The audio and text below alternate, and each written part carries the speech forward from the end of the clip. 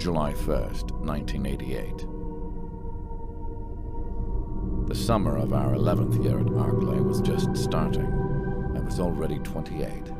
Birkin had become a father and already had a 2-year-old daughter. His wife was one of the researchers that worked at Arklay. You would normally think it hard to understand someone wanting to get married and raise a child, all the while doing the research. But it is said that only non-ordinary people ever continue to do research at Arklay. Only the crazy ones ever succeeded here. And so, after 10 long years, our research finally reached the 3rd stage. To create a living biological weapon that was a soldier, that would follow strict orders, obey its program, and have intelligence. It was the so-called tyrant, basically a monster that we sent out to create. However, there was a major obstruction to our research back then. Finding a basic body for Tyrant. The biggest problem was that suitable bodies for Tyrant were, at that time, genetically very limited. The source of the problem lay in the nature of the T-virus. The T-virus mutation used to create zombies and hunters could be used on just about any human, but it would also cause a decline in the subject's brain capacity. If the subject didn't have a certain amount of intelligence, then it couldn't function as a tyrant. Birkin tried solving the problem by picking out new mutagens that would keep down the wear and tear on the subject's brain, so long as the subject fit the tyrant profile.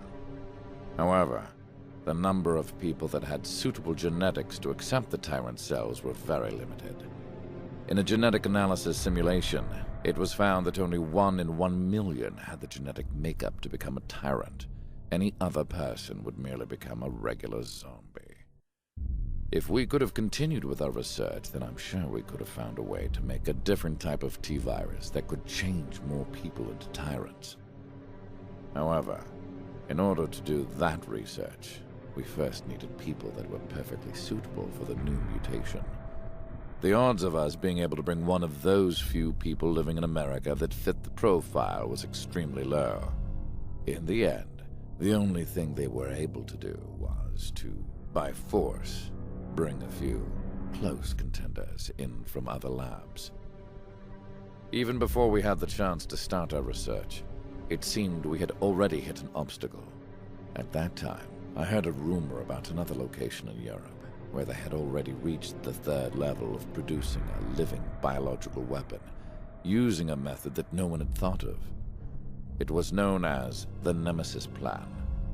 In order to change the stagnant working pace and conditions, I took it upon myself to get a sample of one of the subjects from that plan. Of course, Birkin first disagreed with me, but in the end, I was able to get him to reconsider.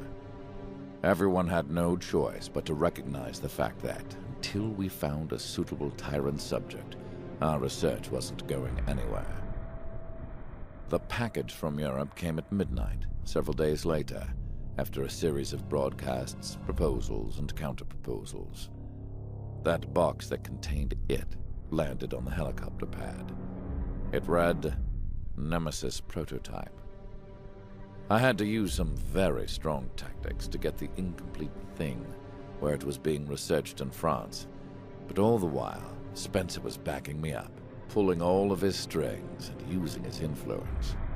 Only Birkin showed no interest in it until the end, but he at least recognized it as an important part of the experiment. The sample was developed to create a never-before-seen, totally new form.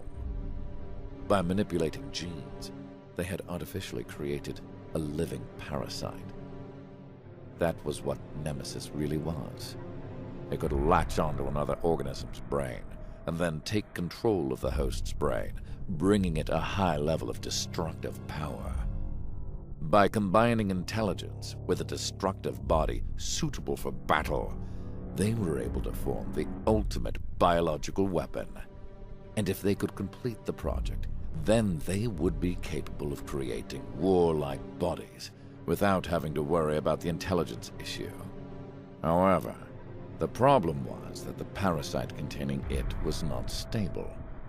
The only thing written within the document that was attached to the sample was, "Failure. Sample died." Over and over again. Anything that had been affected and whose intelligence was being controlled would die within 5 minutes. We all understood that messing around with the incomplete prototype was very dangerous. If we could only somehow manage to extend the amount of time that the hosts would live, then we could take control over the project. That was what I was aiming for. Of course, we would use her as a test subject. Surely her unusually high endurance would be perfect for sustaining the Nemesis prototype parasite for a long time. Even if she didn't last that long, it's not as if we would be losing anything special anyways. However, the experiment yielded a result that was opposite from what I was predicting. The Nemesis parasite that tried to enter her brain disappeared. At first, I didn't even know what was going on. I couldn't believe that she would be the one to mix with the parasite genes without dying. That was the beginning. Somewhere within that undying body of hers, there had been a change. We had to re-examine her from head to toe one more time. During our 10 years of research, she had been totally and thoroughly examined. But this time, we ignored that previous data.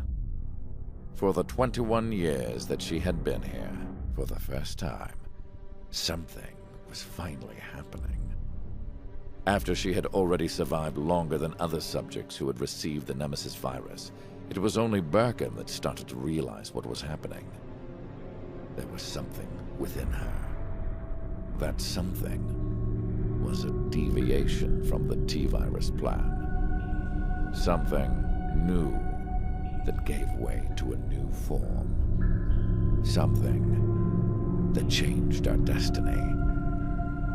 It was the beginning of the G-virus plan.